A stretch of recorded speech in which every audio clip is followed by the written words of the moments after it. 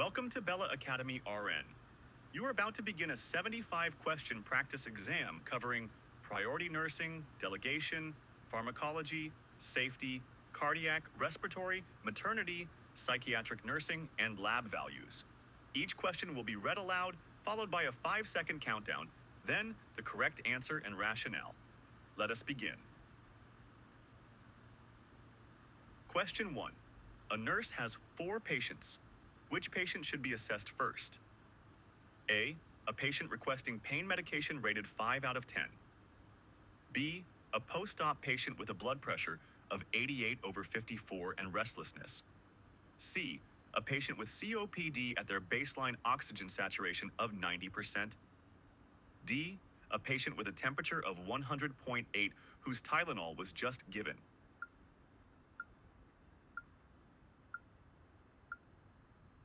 The correct answer is B. A blood pressure of 88/54 with restlessness signals hemodynamic instability and immediate risk for circulatory failure. Airway, breathing, and circulation always take priority over comfort, chronic baseline findings, or managed symptoms. Question 2. Which assessment finding requires the nurse to intervene immediately? A. Urine output of 35 ml per hour. B. Oxygen saturation of 88% in a patient not previously on oxygen. C. A patient asking for a warm blanket. D. Post-op patient reporting incision pain of 4 out of 10.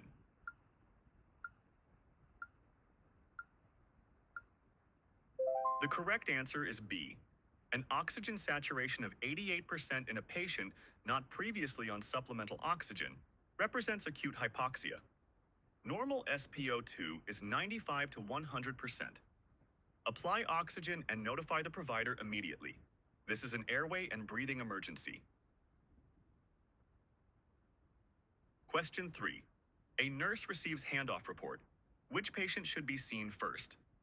A. A patient with a serum potassium of 3.3 on continuous telemetry. B. A patient with audible stridor and a respiratory rate of 32. C. A patient 1 day post-appendectomy with a temperature of 99.2. D. A patient requesting ambulation assistance.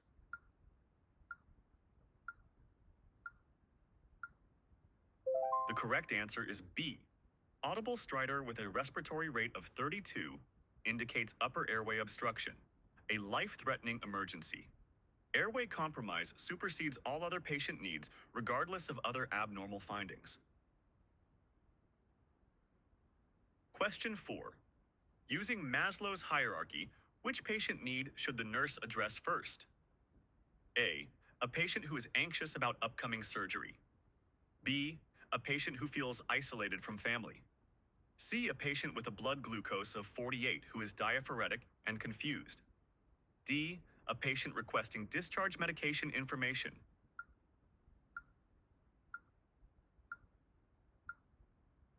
The correct answer is C. A blood glucose of 48 with diaphoresis and confusion is a physiological emergency. Physiological survival needs, like glucose, always supersede psychological and safety needs according to Maslow's hierarchy. Question 5. Which patient is most unstable and requires immediate nursing attention? A. A heart failure. Patient with bilateral ankle edema unchanged from baseline. B. A hip fracture patient reporting pain of 7 out of 10.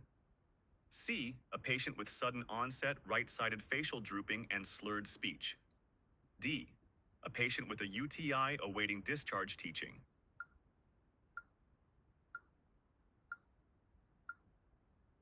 The correct answer is C. Sudden facial drooping and slurred speech are classic signs of acute stroke. Time is brain. Every minute of delay costs approximately 1.9 million neurons. Activate the stroke protocol immediately. Question 6. Which is the correct priority action when a nurse finds a patient unresponsive? A. Call the provider and document the finding. B. Check for a pulse, activate rapid response, and begin CPR if pulseless. C. Reposition and reassess in 5 minutes. D. Apply oxygen and continue monitoring.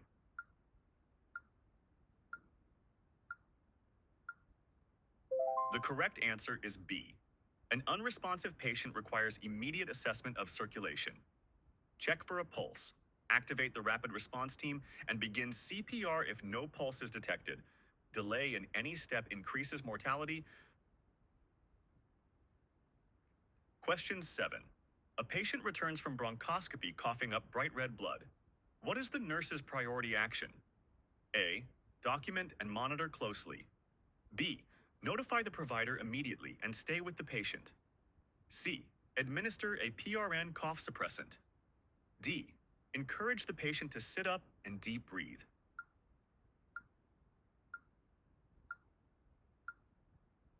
The correct answer is B. Bright red hemoptysis after bronchoscopy indicates possible airway bleeding, a potentially life-threatening complication. Notify the provider immediately and never leave the patient alone. Maintain airway patency and apply supplemental oxygen. Question 8. Which newly admitted patient should the nurse assess first? A. A pneumonia patient on IV antibiotics and improving. B. A femur fracture patient with stable vitals and pain of 6. C. A patient with new onset chest pain, diaphoresis, and jaw pain. D. A hypertensive patient at 152/94 with no symptoms.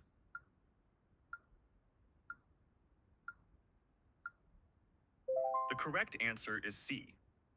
Chest pain, diaphoresis, and jaw pain are highly consistent with acute myocardial infarction. Obtain a 12-lead ECG immediately and notify the provider. Time to treatment directly affects cardiac muscle survival. Question 9. Which patient statement indicates the highest priority need? A. I have been feeling a little tired lately. B. My incision looks a little red. C. I think I'm going to pass out. Everything is going dark. D. I want more information about my blood pressure medication.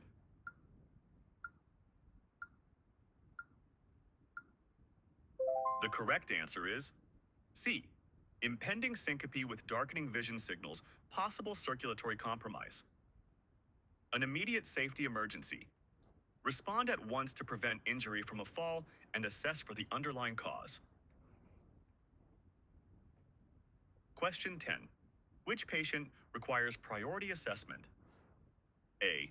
A diabetic patient with a fasting glucose of 145. B. A post-op patient with urine output of 20 ml over the past hour. C. A COPD patient requesting a breathing treatment. D. A patient with osteoarthritis reporting morning stiffness.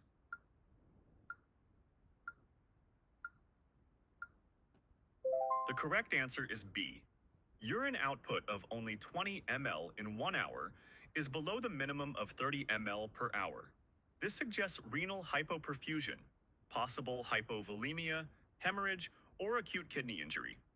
Notify the provider immediately. Question 11. A nurse prepares to delegate. Which patient should the nurse personally assess? A. A stable patient needing help with morning hygiene. B. A patient needing routine vital signs. C. A patient who returned from cardiac catheterization 30 minutes ago. D. A patient awaiting transport to physical therapy.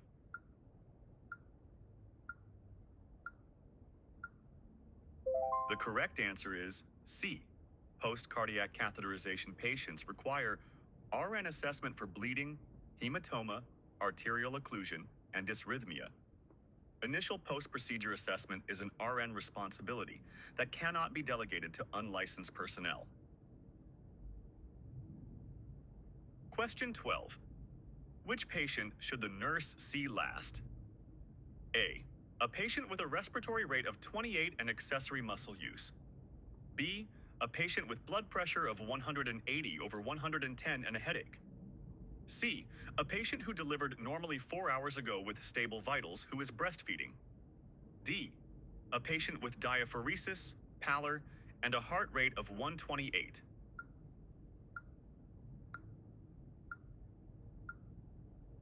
The correct answer is C. The stable postpartum patient with expected findings may be seen last. The other 3 patients present with signs of respiratory distress, hypertensive urgency, and hemodynamic instability, all requiring priority intervention. Question 13. Which task is appropriate to delegate to an unlicensed assistive personnel? A. Assessing a patient's response to a blood transfusion.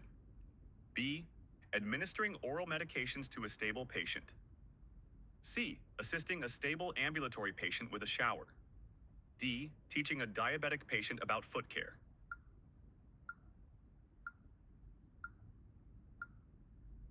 The correct answer is C. UAP may assist with activities of daily living for stable patients.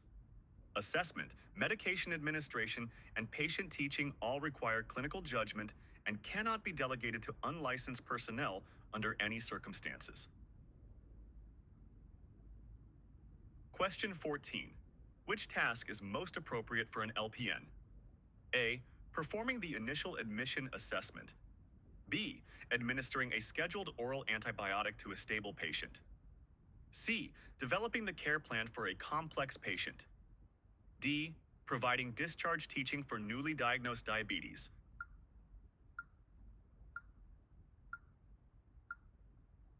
The correct answer is B. LPNs may administer medications to stable patients as part of their scope.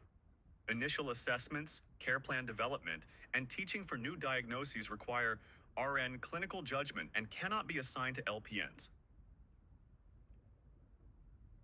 Question 15. A nurse delegates vital sign monitoring to a UAP. Which instruction is most important to include?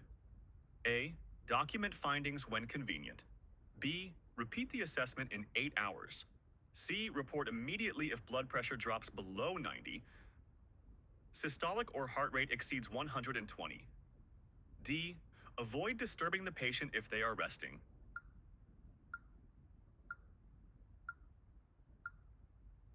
The correct answer is C. When delegating, the RN must provide specific reporting parameters because the UAP cannot interpret clinical significance. The RN retains accountability and must ensure timely escalation of abnormal findings. Question 16.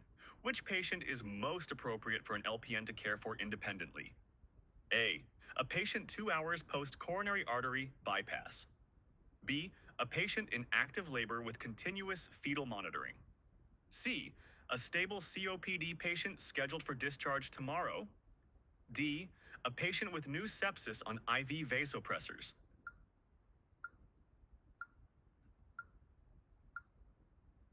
The correct answer is C. The stable COPD patient with predictable needs is appropriate for LPN care. Post-KBG, active labor, and sepsis all require continuous RN assessment due to the potential for rapid deterioration. Question 17. Which action by the UAP requires the nurse to intervene immediately? A. Helping a patient ambulate with a gait belt. B. Documenting oral intake on the intake and output record. C. Changing a patient's wound dressing after the patient requests it. D. Measuring and recording a blood pressure.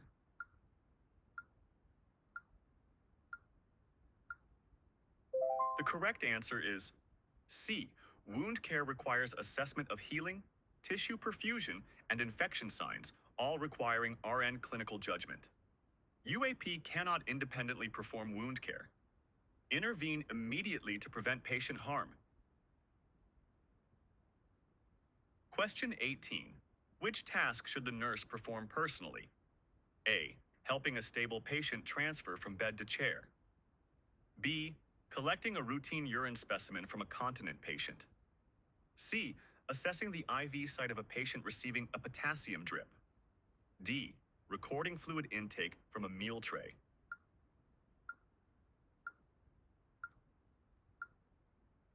The correct answer is C. Intravenous potassium is a high alert medication that can cause fatal dysrhythmias if infused incorrectly or if extravasation occurs. Ongoing IV assessment for high alert medications is an RN responsibility that cannot be delegated. Question 19. Which statement about delegation is correct? A. The nurse is no longer responsible once a task is delegated. B. Delegation transfers full accountability to the delegate. C. The RN retains accountability and must supervise delegated tasks. D. UAP may perform any task after on-the-job training.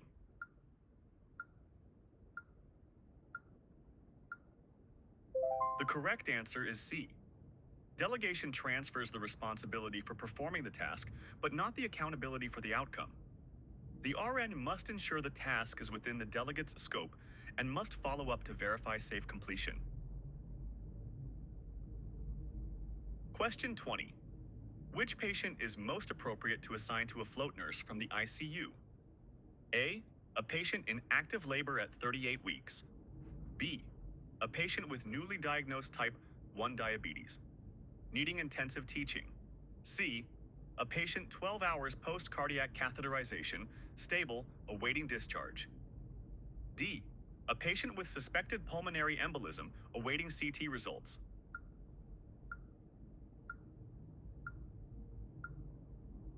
The correct answer is C. The stable patient 12 hours post-cardiac catheterization with predictable needs is appropriate for a float nurse.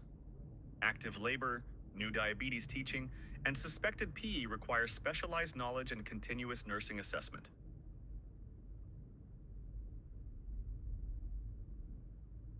Question 21. A patient is prescribed digoxin 0.25 milligrams daily. The apical pulse is 54. What should the nurse do? A. Administer the digoxin as ordered. B. Hold the digoxin and notify the provider. C. Give half the dose and recheck in 1 hour. D. Document and give the medication later.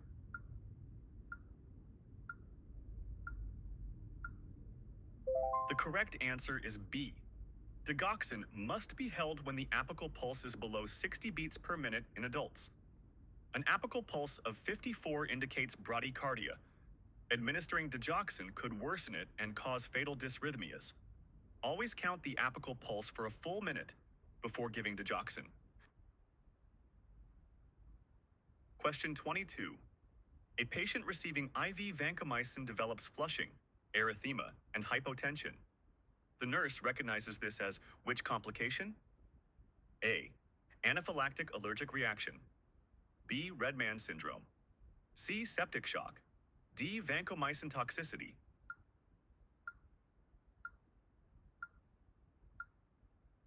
The correct answer is B. Red man syndrome is an infusion-related reaction caused by too rapid vancomycin administration, not a true allergy. Slow or stop the infusion and administer diphenhydramine. Vancomycin must always be infused over at least 60 minutes. Question 23. A patient is on heparin therapy. Which lab value indicates the infusion is therapeutic? A. INR of 2.0 to 3.0. B. PTT of 60 to 100 seconds. C. Platelet count above 150,000. D. Hemoglobin above 10.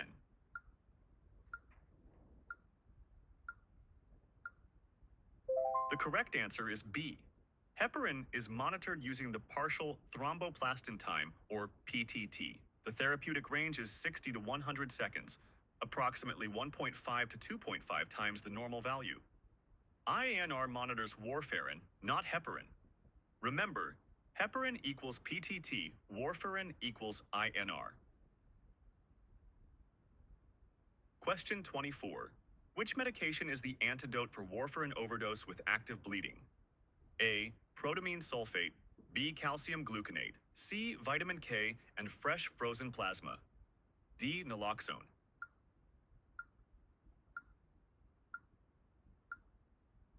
The correct answer is C. Vitamin K reverses warfarin by restoring clotting factor synthesis, but takes several hours. Fresh frozen plasma provides immediate clotting factors for active bleeding. Protamine sulfate reverses heparin. Calcium gluconate treats magnesium toxicity.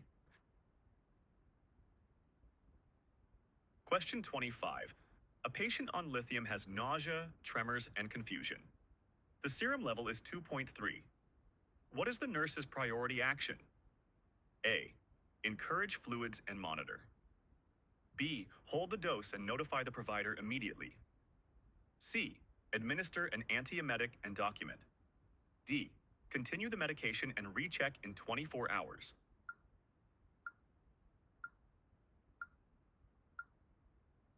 The correct answer is B. A lithium level of 2.3 is toxic. The therapeutic range is 0.6 to 1.2. Toxicity above 2.0 causes severe neurological effects including seizures and cardiovascular collapse. Hold the medication immediately and notify the provider. This is a medical emergency. Question 26. A patient's eGFR is 25 ml per minute and they are prescribed metformin. What should the nurse do? A. Administer as ordered. B. Hold the metformin and notify the provider. C. Reduce the dose by half. D. Administer with extra fluids.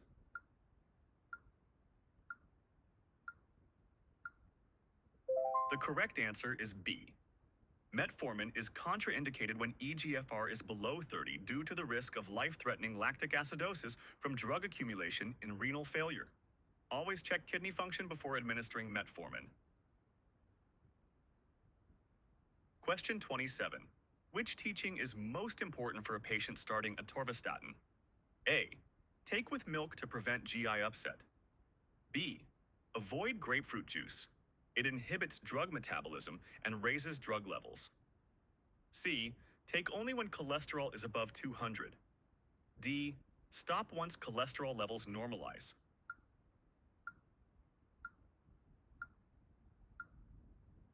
The correct answer is B. Grapefruit inhibits CYP3A4 enzymes that metabolize statins, causing drug accumulation and increasing the risk of myopathy and rhabdomyolysis. Teach patients to report muscle pain immediately and never stop the medication without provider guidance. Question 28. A patient on furosemide should be monitored most closely for which electrolyte imbalance? A. Hypernatremia. B. Hyperkalemia. C. Hypokalemia. D. Hypercalcemia.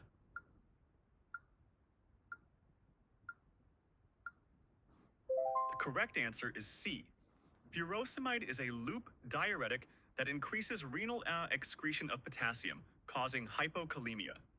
Hypokalemia increases cardiac excitability and dramatically worsens digoxin toxicity.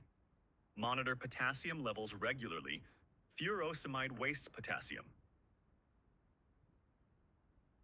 Question 29. Which statement about insulin glargine is true? A. It peaks 4 to 6 hours after administration. B. It can be safely mixed with regular insulin. C. It has no pronounced peak and provides 24-hour basal coverage. D. It should be given 30 minutes before meals.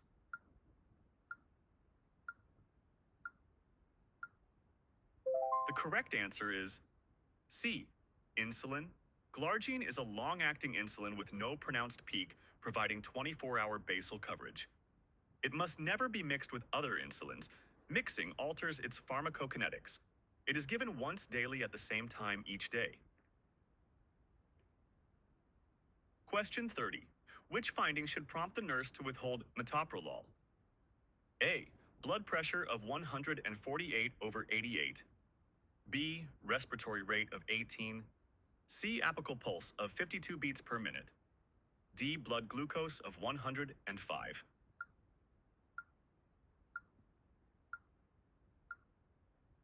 The correct answer is C.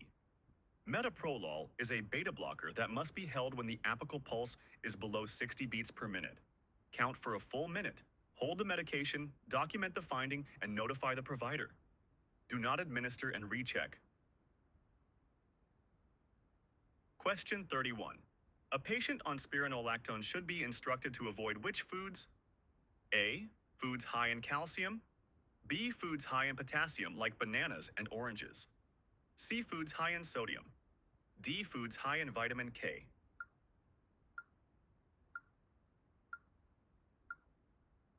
The correct answer is B. Spironolactone is a potassium-sparing diuretic that retains potassium. Combining it with high potassium foods significantly increases the risk of hyperkalemia, which can cause life-threatening cardiac dysrhythmias. Monitor serum potassium levels regularly. Question 32.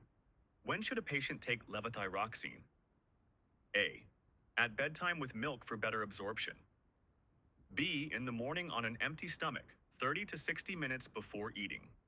C. With calcium supplements to enhance thyroid function. D. At the same time as other morning medications.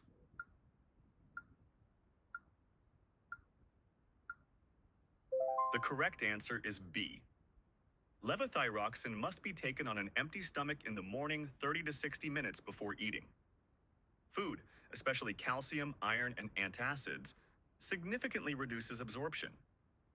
Consistent morning dosing maintains stable thyroid hormone levels. Question 33. A patient with active tuberculosis is admitted. Which isolation precautions are required? A. Standard precautions only. B. Droplet precautions with a surgical mask. C. Airborne precautions with an N95 in a negative pressure room. D. Contact precautions with gown and gloves.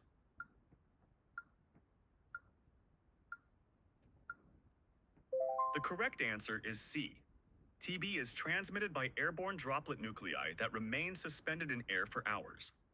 Airborne precautions require an N95 respirator, which filters at least 95% of airborne particles, and a negative pressure room. Standard surgical masks are insufficient for TB. Question 34. When removing PPE after contact precautions, which is the correct order? A. Mask, goggles, gown, gloves. B. Gown, gloves, mask, goggles. C. Gloves, goggles, or face shield, gown, then mask. D. Goggles, gloves, mask, gown.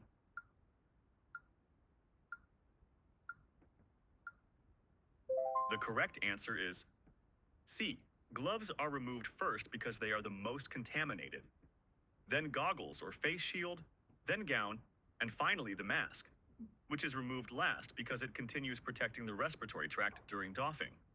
Perform hand hygiene after each item. Question 35. A patient has C. difficile colitis. Which hand hygiene method is most effective? A. Alcohol hand sanitizer for 15 seconds. B. Soap and water for at least 20 seconds. C. Chlorhexidine wipes. D. Alcohol foam at the bedside.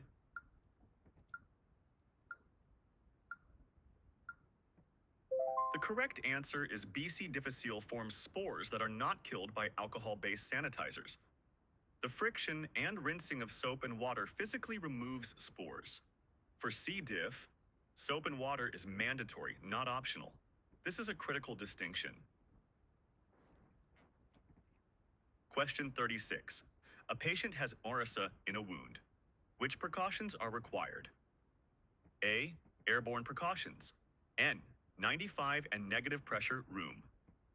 B. Droplet precautions, surgical mask, and private room. C. Contact precautions, gown and gloves for all contact. D. Standard precautions only.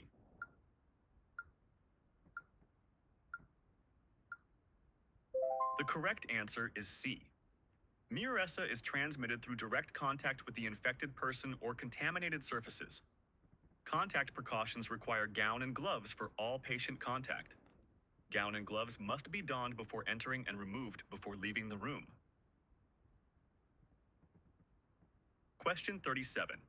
A neutropenic patient has an ANC of 400.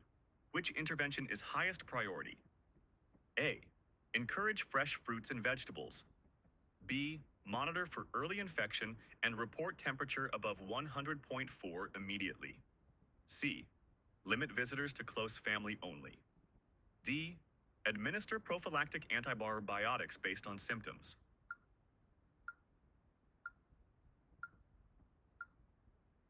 The correct answer is B. Febrile neutropenia is a medical emergency with high mortality. Bacterial sepsis can progress to death within hours in immunocompromised patients. Fresh fruits and vegetables harbor pathogens and should be restricted in severe neutropenia. Question 38. During a sterile dressing change, the nurse accidentally reaches across the sterile field. What should the nurse do? A. Proceed carefully since only the edge was crossed. B. Apply sterile gloves and continue. C. Discard the entire sterile field and set up a new one. D. Spray with sterile saline and continue.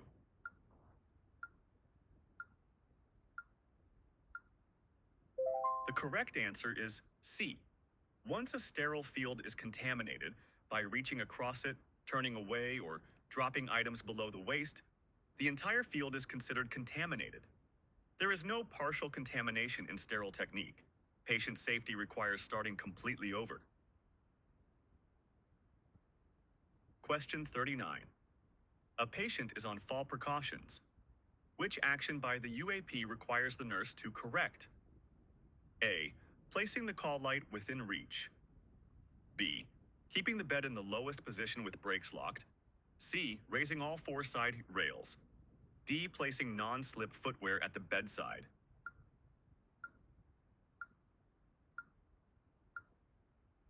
The correct answer is C. Raising all four side rails is considered a physical restraint, not a safety measure. Full four-rail restraints can entrap patients and, if the patient climbs over, cause a fall from greater height. A provider order and specific documentation are required for four-rail restraints. Question 40. A chemotherapy patient with an ANC of 600. Family wants to bring fresh flowers. What should the nurse tell them? A. Fresh flowers are fine if changed every 2 days. B. Fresh flowers in standing water must be avoided due to bacterial and mold risk. C. Only artificial flowers should be placed on the bedside table. D. Flowers are permitted if hands are washed before arranging them.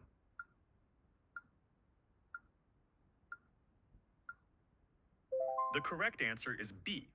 Flowers harbor bacteria, fungi, and mold, including Aspergillus, that can cause fatal infections in severely immunocompromised patients. Fresh flowers, standing water, and fresh produce must all be avoided. Teach families these restrictions are critical safety measures.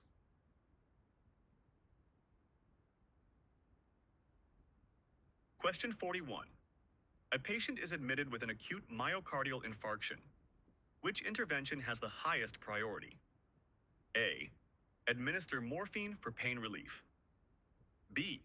Obtain IV access and draw cardiac enzymes. C. Prepare for immediate PCI, door-to-balloon time under 90 minutes. D. Provide supplemental oxygen to all patients.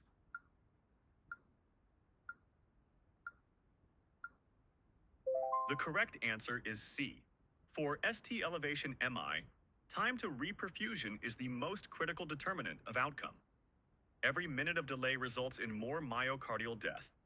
Door-to-balloon time under 90 minutes is the evidence-based standard. Restoring blood flow is the definitive treatment priority. Question 42. A patient develops pulseless wide complex tachycardia at 180. What is the nurse's first action? A. Call the provider and await orders. B. Begin synchronized cardioversion. C. Begin CPR and defibrillate as soon as possible. D. Administer amiodarone 300 mg IV push.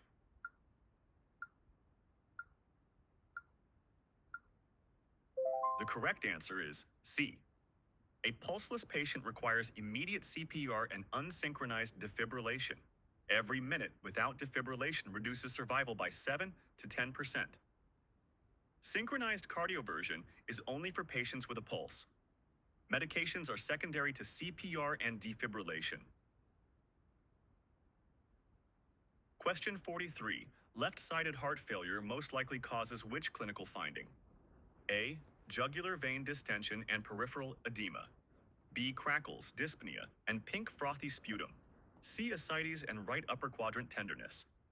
D. Peripheral edema and hepatomegaly.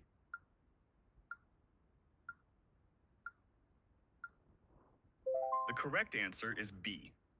Left-sided heart failure causes blood to back up into the pulmonary circulation, resulting in pulmonary edema. Crackles, dyspnea, orthopnea, and pink frothy sputum are hallmarks. Jugular vein distension, peripheral edema, and ascites are signs of right-sided heart failure. Question 44. A patient with atrial fibrillation has a ventricular rate of 148 and is hemodynamically stable. Which treatment does the nurse anticipate? A. Immediate unsynchronized defibrillation. B. Synchronized cardioversion. C. Rate control with a beta blocker or calcium channel blocker. D. Epinephrine, 1 milligram IV push.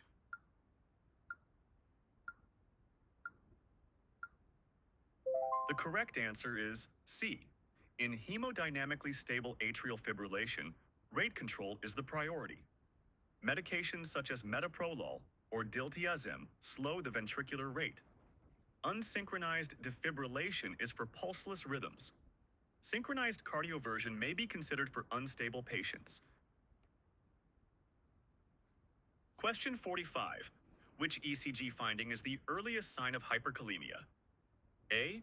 Widened QRS complex. B. Absent P waves. C. Peaked T waves. D. Prolonged QT interval.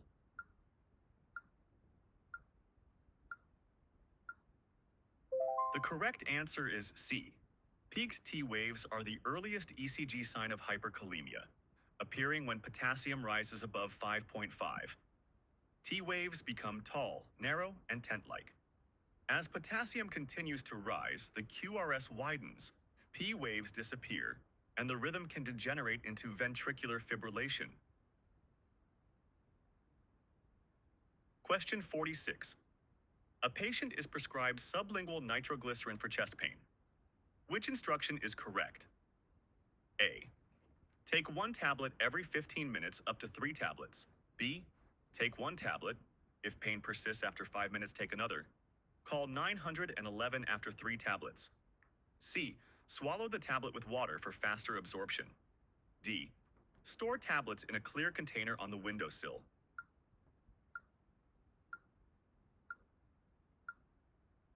The correct answer is B.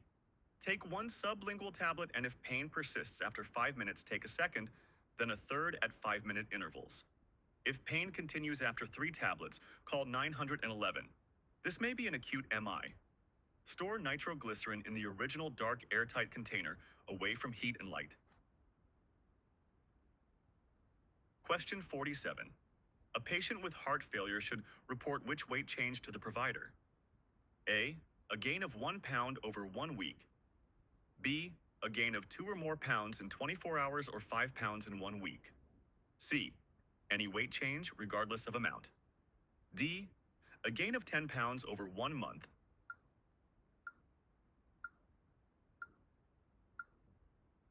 The correct answer is B. A gain of 2 or more pounds in 24 hours or 5 pounds in 1 week indicates fluid retention and worsening decompensation in heart failure. Daily weights must be taken at the same time each morning, in similar clothing, after voiding, and before eating. Question 48. On day 7 of IV heparin, a patient's platelet count drops to 58,000 from 220,000. The nurse suspects which complication? A. Disseminated intravascular coagulation. B. Heparin-induced thrombocytopenia. C. Normal platelet variation. D. Immune thrombocytopenic purpura.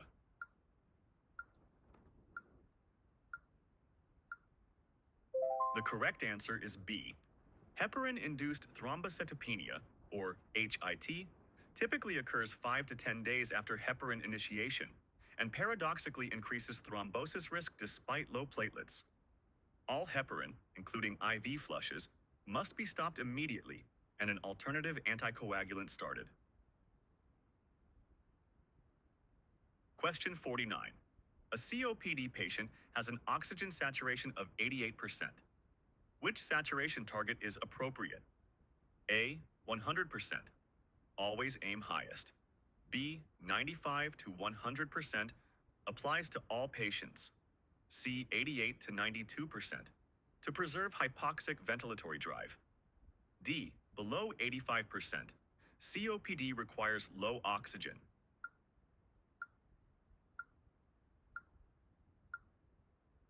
The correct answer is C. COPD patients with chronic hypercapnia rely on hypoxic drive for respiratory stimulus. Administering high-flow oxygen suppresses this drive, causing CO2 retention and respiratory failure. Target saturations of 88 to 92% are evidence-based for this population. Question 50. ABG results: pH 7.30, PACO 258, HCO 324. How should the nurse interpret these? A. Metabolic acidosis. B. Respiratory alkalosis. C. Respiratory acidosis.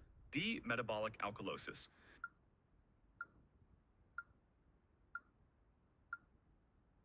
The correct answer is C. Respiratory acidosis. The pH below 7.35 confirms acidosis. The elevated PACO2 above 45 is the cause. Bicarbonate is normal, confirming this is respiratory in origin using the Rome mnemonic: respiratory opposite, pH down, and CO2 up equals respiratory acidosis. Question 51. A patient develops sudden dyspnea, pleuritic chest pain, and tachycardia after total hip replacement. The nurse suspects which condition? A. Pneumothorax. B. Pulmonary embolism. C. Pleural effusion. D. Myocardial infarction.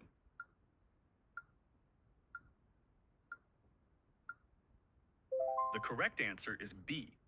Orthopedic surgery is a major risk factor for pulmonary embolism. Classic presentation includes sudden dyspnea, pleuritic chest pain, tachycardia, and anxiety. Priority interventions include oxygen, IV access, and immediate provider notification for CT pulmonary angiography.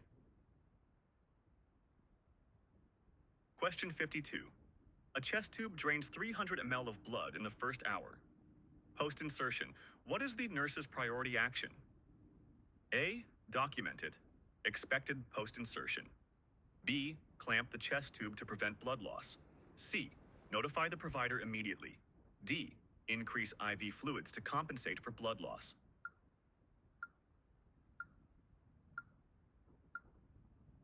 The correct answer is C. Drainage exceeding 200 ml per hour indicates possible active intrathoracic bleeding requiring surgical evaluation. Never clamp a chest tube without a specific provider order.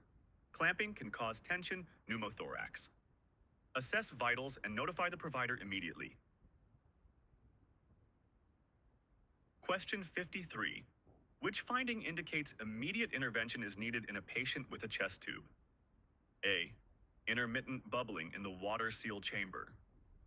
B. Gentle rise and fall of water level with respirations. C. Continuous, vigorous bubbling in the water seal chamber. D. Small serosanguineous drainage in the collection chamber.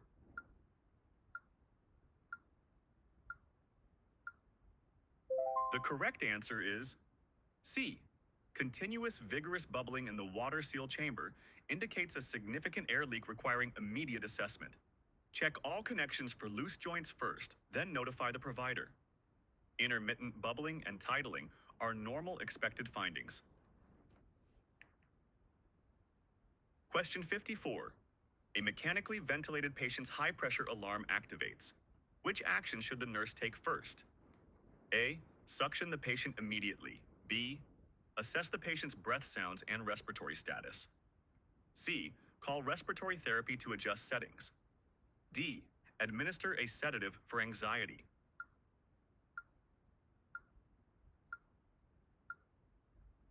The correct answer is B.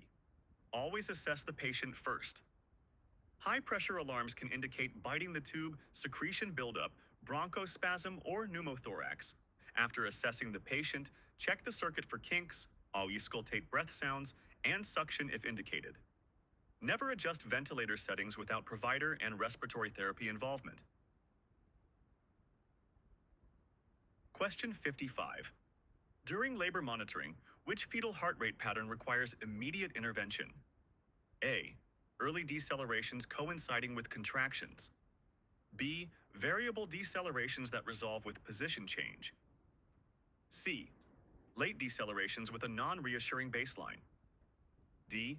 accelerations with fetal movement.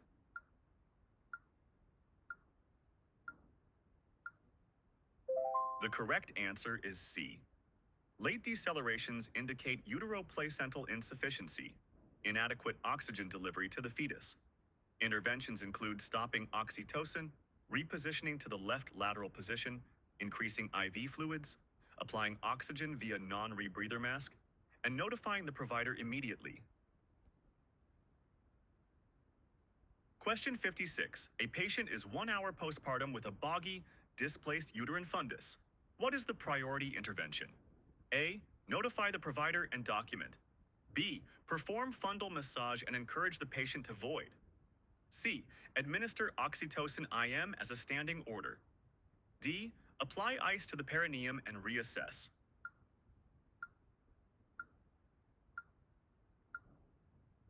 The correct answer is B. A boggy fundus indicates uterine atony, the most common cause of postpartum hemorrhage. A displaced uterus often means a full bladder is pushing it aside. Fundal massage and encouraging the patient to void is first line. If the fundus remains boggy, administer oxytocin and notify the provider. Question 57.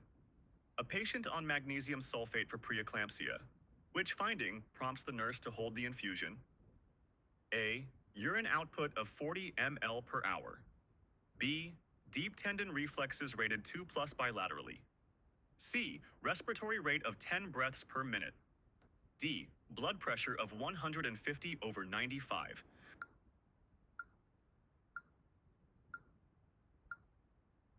The correct answer is C. A respiratory rate below 12 is a sign of magnesium toxicity. Hold the infusion and notify the provider. Also hold if deep tendon reflexes are absent or urine output falls below 25 ml per hour. Always keep calcium gluconate at the bedside as the antidote for magnesium toxicity. Question 58. Which newborn assessment finding requires immediate intervention? A. Heart rate of 140 beats per minute. B. API-GAR. Score of 8 at 5 minutes. C. Central cyanosis persisting beyond 5 minutes of age. D. Respiratory rate of 48 in the first hour.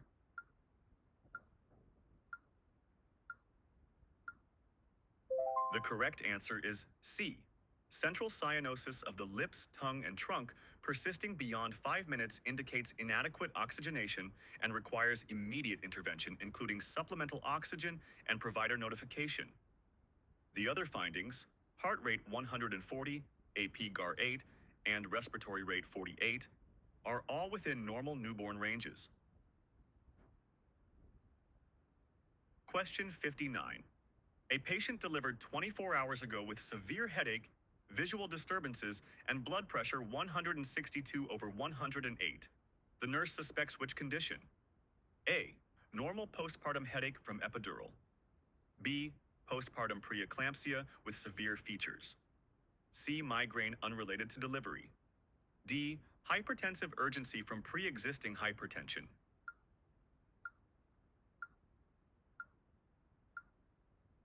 The correct answer is B. Postpartum preeclampsia can develop up to 6 weeks after delivery. A blood pressure of 162/108 with neurological symptoms meets criteria for severe features, requiring immediate magnesium sulfate for seizure prophylaxis and antihypertensive treatment. This is a medical emergency. Question 60. Which statement about breastfeeding should the nurse include in teaching? A. A newborn should breastfeed every 4 to 6 hours. B. Breast engorgement means inadequate milk production. C. 6 or more wet diapers per day after day.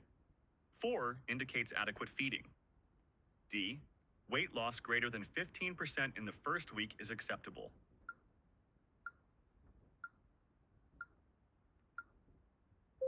The correct answer is C. 6 or more wet diapers daily after the 4th day indicates adequate hydration and feeding. Newborns should feed on demand every 2 to 3 hours, not every 4 to 6. Breast engorgement means milk has come in, not inadequate production. Weight loss greater than 7 to 10% warrants provider evaluation. Question 61. A patient with schizophrenia says the television is sending them personal messages. Which response is most therapeutic? A. I do not see messages on the television. What channel are you watching? B. That is not possible. C. I can see this is upsetting you. Let us sit together and talk about how you are feeling. D. Let me turn off the television so the messages stop.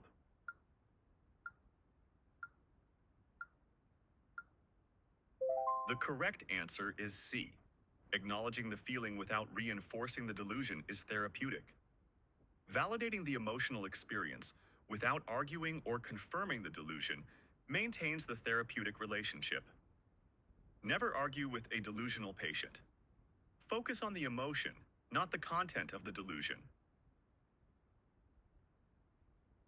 Question 62.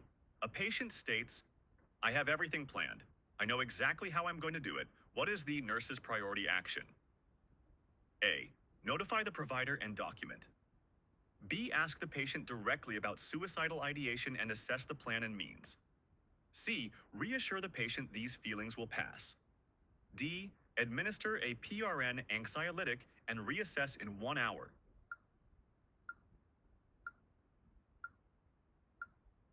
The correct answer is B. Research consistently shows that asking directly about suicide does not increase risk. It is essential for safety assessment. A patient with a specific plan and access to means is at high risk. Notify the provider immediately and implement one-to-one monitoring as needed. Question 63. Which communication technique should the nurse use with a patient experiencing acute anxiety? A. Ask detailed questions to identify the source of anxiety. B. Use brief, simple, clear directions in a calm and steady voice. C. Provide detailed explanations to reassure logically. D. Leave the patient alone in a quiet room to de-escalate.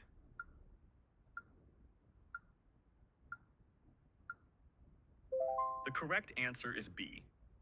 During acute anxiety, the patient's ability to process complex information is severely impaired. Short sentences, a calm tone, and simple directions reduce stimulation and help the patient regain control. Remaining with the patient provides safety and therapeutic presence. Question 64. A patient with alcohol use disorder is admitted for medically supervised withdrawal. Which medication does the nurse anticipate? A. Naltrexone to block opioid receptors. B. Haloperidol for agitation. C. A benzodiazepine such as lorazepam to prevent seizures. D. Methadone for withdrawal management.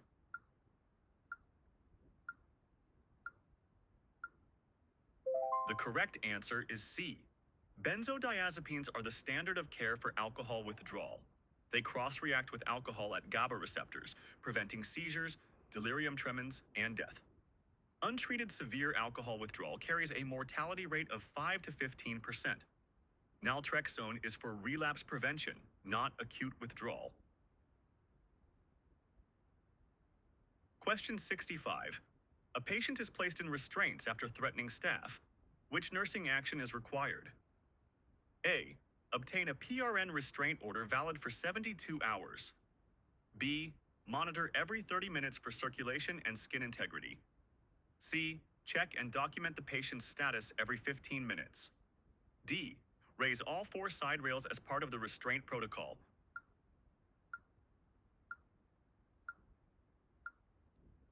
The correct answer is C. Restraints require monitoring every 15 minutes, including circulation, skin integrity, range of motion, and behavior. A time-limited provider order is required. Restraint orders cannot be PRN orders. Restraints must be removed as soon as the patient can safely maintain control. Question 66. A bipolar patient on lithium states, which response indicates correct understanding of dietary instructions? A. I will drink 2 liters of fluid and maintain consistent sodium intake daily. B. I will avoid all caffeine because it raises lithium levels. C. I will take lithium only when I feel my mood cycling. D. I will follow a low sodium diet to improve the medication's effectiveness.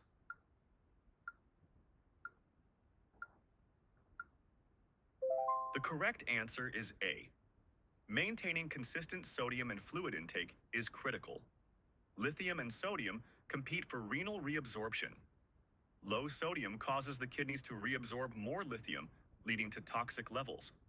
Consistent fluid and sodium intake maintains stable lithium levels. Dehydration from any cause can precipitate toxicity.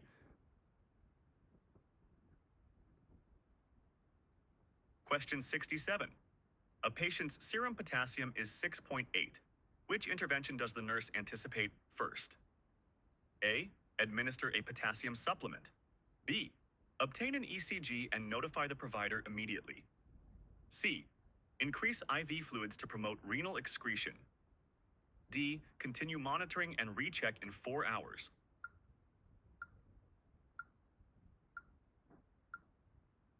The correct answer is B. A potassium of 6.8 is critically elevated above the normal range of 3.5 to 5.0. At this level, hyperkalemia can cause peak T waves and progress to ventricular fibrillation. An ECG identifies life-threatening dysrhythmias. Notify the provider immediately and prepare for treatment. Question 68.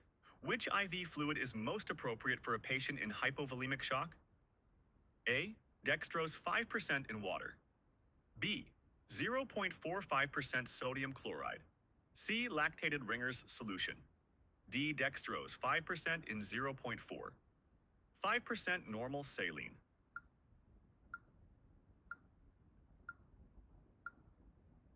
The correct answer is C. Lactated Ringer's is an isotonic crystalloid that closely resembles plasma composition and rapidly expands intravascular volume. Hypotonic solutions shift fluid out of the vascular space and worsen shock. Never use hypotonic or dextrose-containing solutions for volume resuscitation. Question 69. A patient's serum sodium is 122. The nurse expects which neurological finding? A. Increased muscle tone and hyperreflexia. B. Decreased level of consciousness and possible seizure activity. C. Peripheral neuropathy and paresthesias. D. Hypertension and increased intracranial pressure.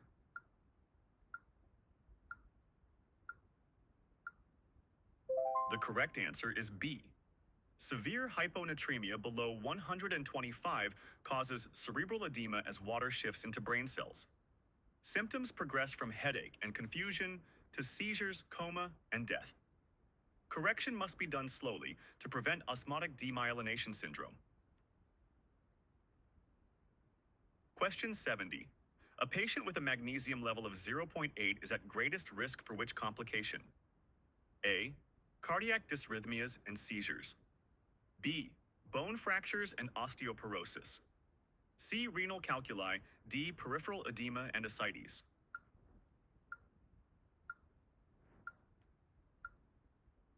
The correct answer is A. Hypomagnesemia impairs neuromuscular transmission and cardiac electrical stability. Low magnesium is associated with torsades de pointes, ventricular tachycardia, and seizures. It also worsens hypokalemia and hypocalcemia.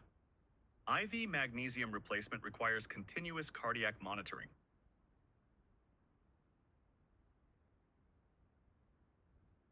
Question 71. Before beginning a blood transfusion, which action is the nurse's highest priority? A. Ensure the IV catheter is at least 22 gauge. B. Verify the blood product with 2 nurses checking patient identity, blood type, and expiration. C. Pre-medicate with diphenhydramine. D. Warm the blood to room temperature first.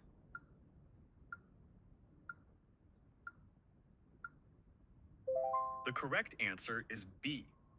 Verifying the blood product with 2 licensed nurses at the bedside is the most critical step. Transfusion of the wrong blood type causes a fatal hemolytic reaction within minutes.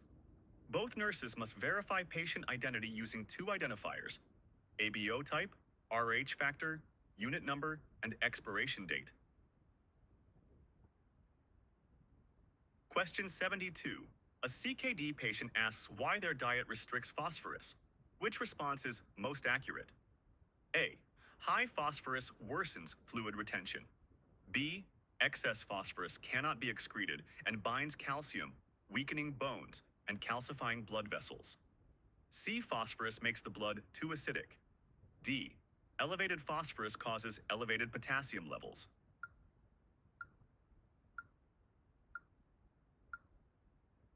The correct answer is B. In kidney disease, excess phosphorus cannot be excreted.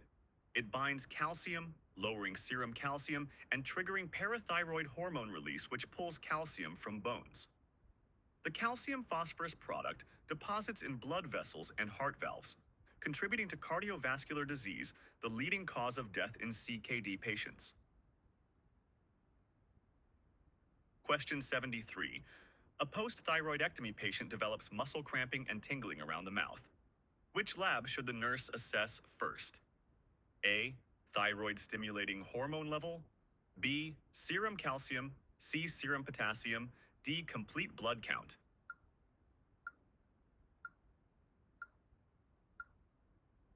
The correct answer is B. Perioral tingling and muscle cramping are classic signs of hypocalcemia from disruption of the parathyroid glands during thyroidectomy. If untreated, hypocalcemia progresses to tetany, laryngospasm, and seizures. Calcium gluconate must always be available at the bedside post-thyroidectomy. Question 74. A patient on phenytoin has a serum level of 28 mcg per ml. Which findings should the nurse expect? A. Hypertension and tachycardia. B. Nystagmus, ataxia, and confusion. C. Hyperreflexia and muscle rigidity. D. Diaphoresis and hypoglycemia.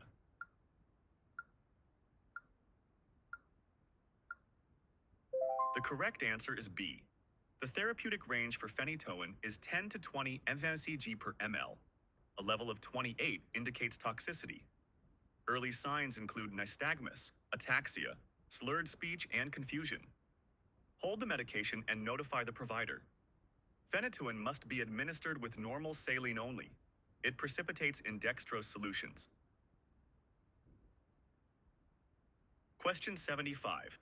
A patient with deep vein thrombosis being discharged on rivaroxaban. Which instruction is most important? A.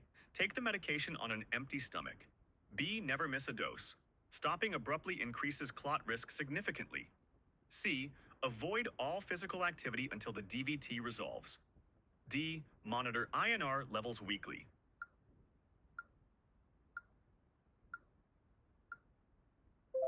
The correct answer is B. Never missing a dose is the most critical instruction. Stopping rivaroxaban abruptly significantly increases the risk of clot extension or new clot formation. Unlike warfarin, rivaroxaban does not require routine INR monitoring. Take it with the evening meal for best absorption. Consistent daily dosing is essential. That is all 75 questions. Thank you for studying with Bella Academy RN. Comment below how many you got correct. Please like this video and subscribe for more high-yield practice content. We want you to pass.